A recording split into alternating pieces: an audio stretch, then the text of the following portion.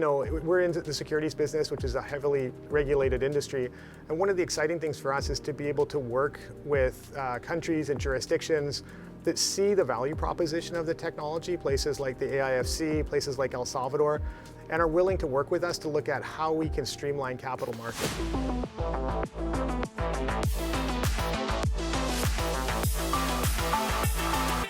Lugano's Plan B podcast presents Bitcoin, Tokenization, and Security Assets. Do they all make sense? With Jesse Knutsson. What is Bitfinex Securities and when did it start? Bitfinex Securities, we're a security tokenization platform, so we're licensed and regulated to do both primary issuances and then support secondary market trading.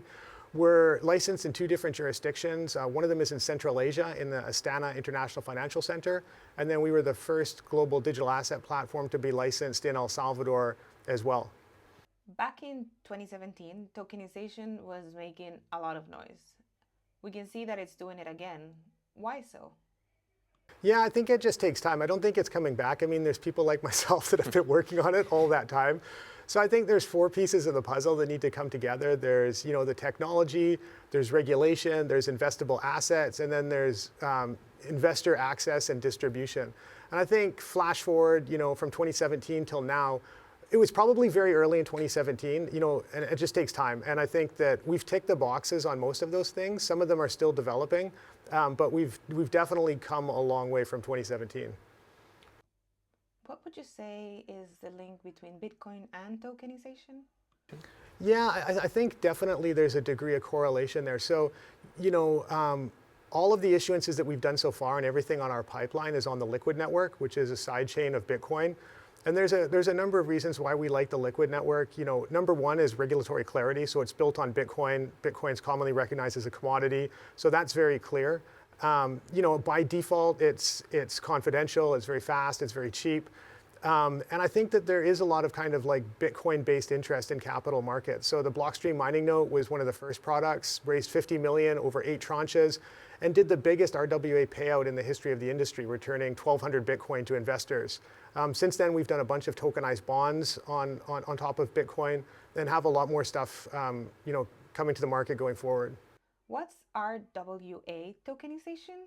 Are you involved in any product like this? I think RWA is it's very similar to security tokens. I think security tokens falls within the RWA bucket.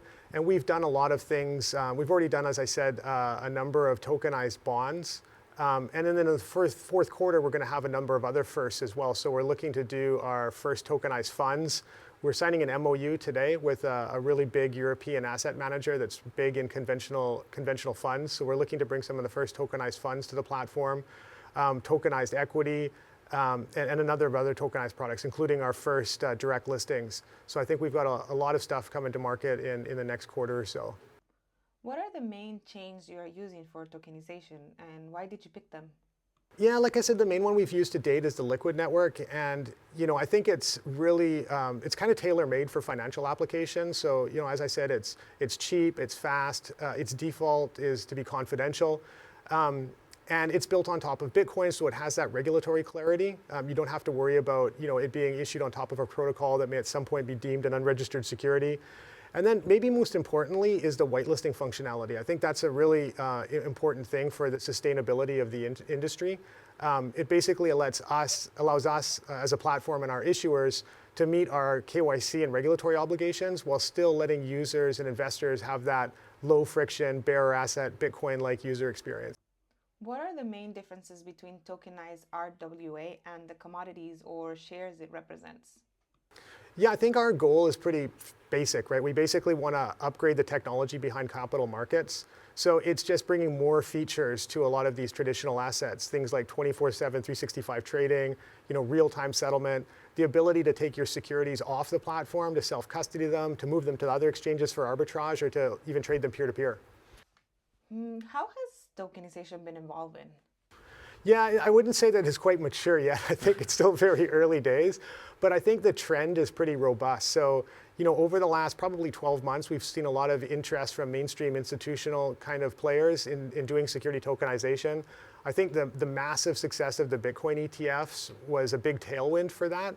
And I think the big trend going forward is more integration between the digital asset and Bitcoin markets and the conventional markets. And I think the security token business will be a big part of providing the integration between those two worlds. Can you explain how these technologies improve capital markets? Yeah, I think for investors, the big one is having more control over your assets, right? So being able to self-custody assets, to take them off the platform, to move them to other exchanges, to trade them peer-to-peer. For issuers, I think it's the efficiencies of the technology that allow for a much lower cost basis. So smaller countries in countries all around the world, in places that have been traditionally kind of cut off from capital markets, that they can do issuances. I think those are probably the main ones. Thinking about regulations, how do you face them? And actually, what would you like to see in a tokenization regulatory framework? Yeah, in your first question, you kind of mentioned why has it taken so long from 2017? And I guess one of the most important and kind of the slowest moving pieces is the regulatory piece. So I think we've made a lot of progress on that since 2017. And we're in the securities business, which is a heavily regulated industry. And one of the exciting things for us is to be able to work with countries and jurisdictions that see the value proposition of the technology, places like the AIFC, places like El Salvador, and are willing to work with us to look at how we can streamline capital markets. Because basically what we're doing is just taking the technology from Bitcoin and the digital asset industry and applying it to capital markets. And what that yields is a system that allows issuers and investors to interact more directly.